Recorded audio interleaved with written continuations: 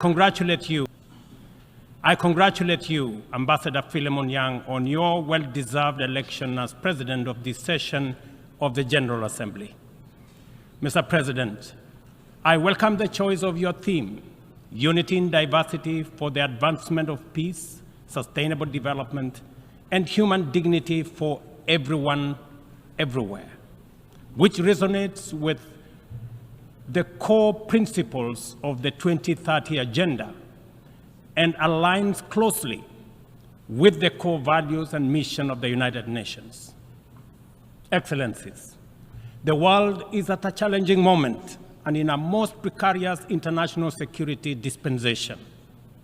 The promise of the United Nations Charter to save succeeding generations from the scourge of war has been profoundly shaken. From land to sea, and from air to the outer space, global peace, security, and stability are increasingly under threat. Conflicts and tensions pervade every frontier, undermining the collective security that international cooperation seeks to uphold. Cases of polarizing narratives, factionalism, social upheavals, organized crime, war, and stockpiling of weapons of mass destruction are at an all-time high. Great power rivalry is intensifying, provoking regional competition and inducing geopolitical and geoeconomic realignments and tensions. The subtle nuances of them versus us has produced negative coalitions, wars, tensions, as well as eroded trust and confidence in global multilateral system. From Gaza to Darfur, Ukraine, Yemen, Eastern DRC, the Sudan, the Sahel, and the criminality in Haiti, conflict is inflicting a trail of destruction of life and livelihoods in historic proportions. These conflicts have become battlegrounds for armed factions, external interventions, and proxy wars, resulting in unprecedented anarchic situations and long-lasting negative repercussions on global stability and economic development. The world cannot realize durable peace, security, and shared prosperity when emphasis is being put on what divides rather than what brings us together. We must therefore promote approaches that support positive competition for all. The perilous security landscape is further complicated by emerging threats stemming from human advancement. Cybersecurity threats and sophisticated cyber attacks on critical infrastructure pose significant risks to national security and global stability. Furthermore, the proliferation of advanced technologies such as artificial intelligence in the military domain and autonomous weapons systems has introduced new challenges for arms control and international regulation. Regrettably, the world's most powerful states have increasingly chosen unilateralism and militarization over dialogue and diplomacy. As a consequence, the capacity of our multilateral institutions to maintain and enforce peace, even in national crises with significant regional impacts, is severely undermined.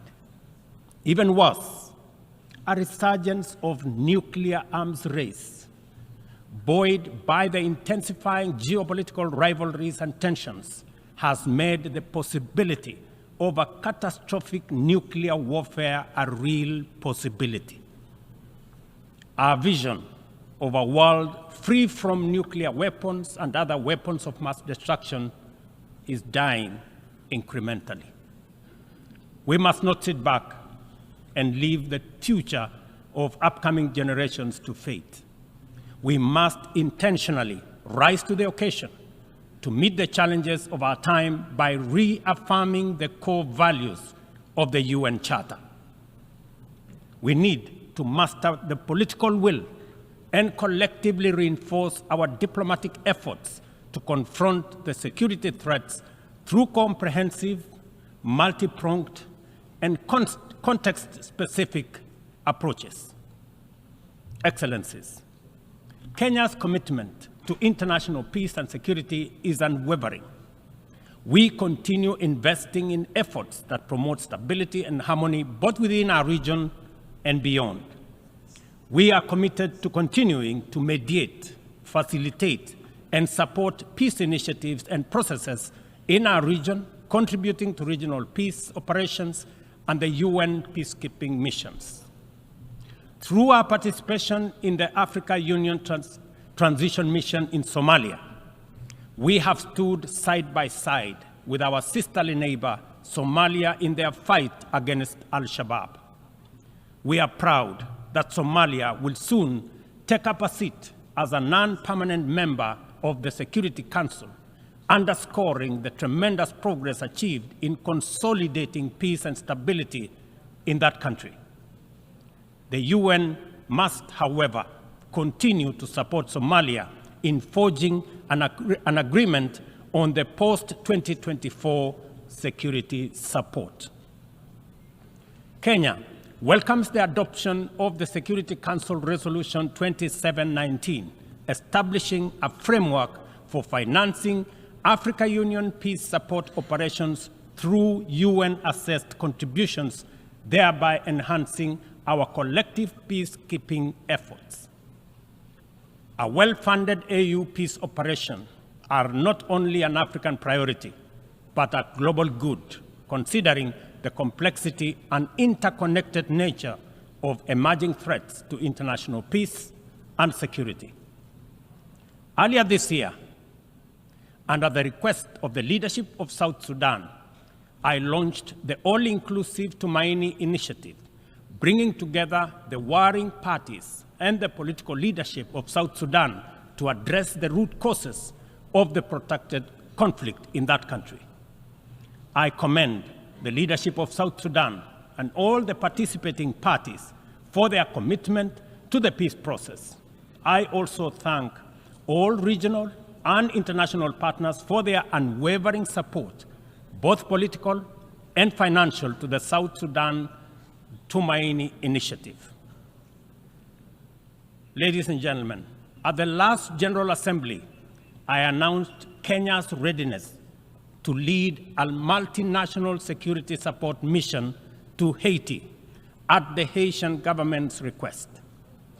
Following the Security Council's authorization under Resolution 2699, Kenya has deployed 382 specially trained police officers to Haiti. Just a few days ago, I had the opportunity to visit Haiti, witness the work of our officers in the field, and observe remarkable progress on the ground. Our support for the Haitian National Police has significantly advanced the pacification of cities and towns, protected critical infrastructure, and relieved many communities previously held captive by criminal gangs.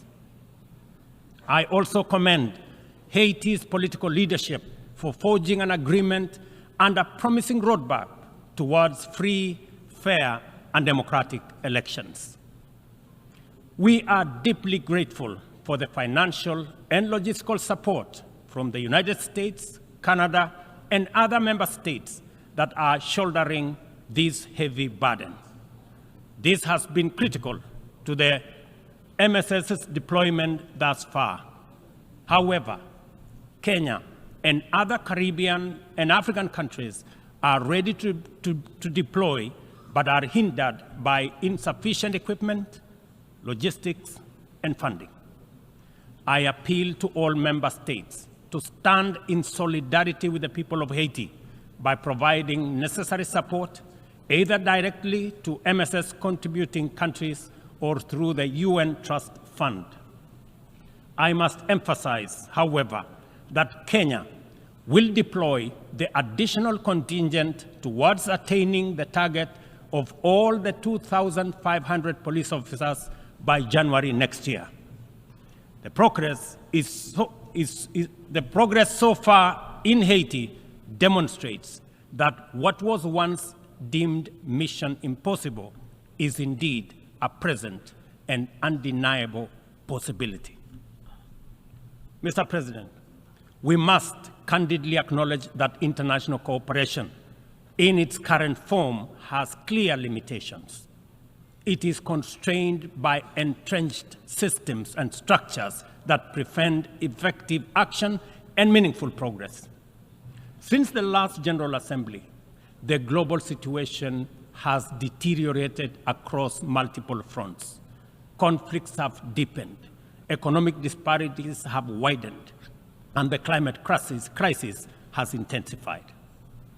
To address these challenges, we must rethink and reform global collaboration mechanisms, making them much more responsive, adaptable, and impactful.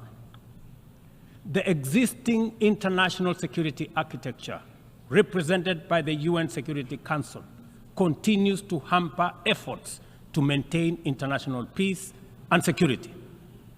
The Council is, by all intents and purposes, dysfunctional, undemocratic, non-inclusive, unaccountable, autocratic, and at best, opaque. An institution that excludes 54 African countries with 1.4 billion people, while allowing one nation to veto decisions of the remaining 193 member states in the 21st century, is simply unacceptable. We must urgently seek to make the Security Council representative, inclusive, transparent, democratic, effective, and accountable. In Africa, we are not advocating for reform and collective action solely at the UN. In fact, we are also in the process of comprehensively reforming the African Union to become a fit-for-purpose institution that can effectively represent African nations globally and deliver prosperity.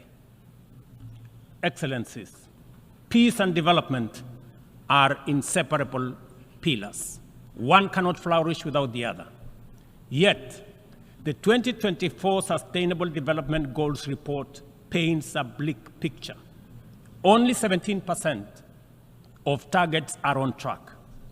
Nearly half show minimal or moderate progress, and over 1/3 have stalled or regressed. The COVID-19 pandemic, escalating conflicts, geopolitical tensions, and climate change have severely impacted progress towards the SDGs and the Paris Agreement goals.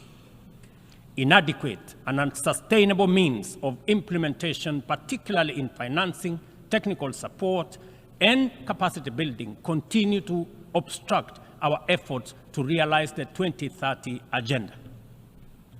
Biased methodologies employed by credit rating agencies further disadvantage African countries, making it more difficult to access affordable financing from international capital markets. Additionally, unilateral economic, financial, and trade measures not only impede the full achievement of economic and social development, but also undermine the principles of international cooperation, mutual respect, and sovereignty. Let us pause and reflect on the true significance of this predicament.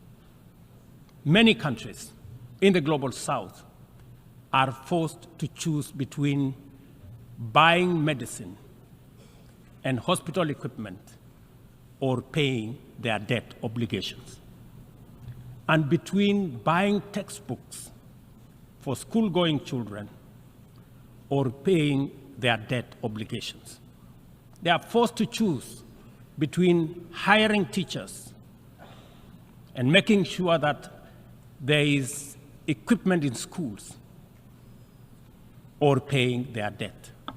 I can go on and on. This is not an abstract illustration detached from daily reality.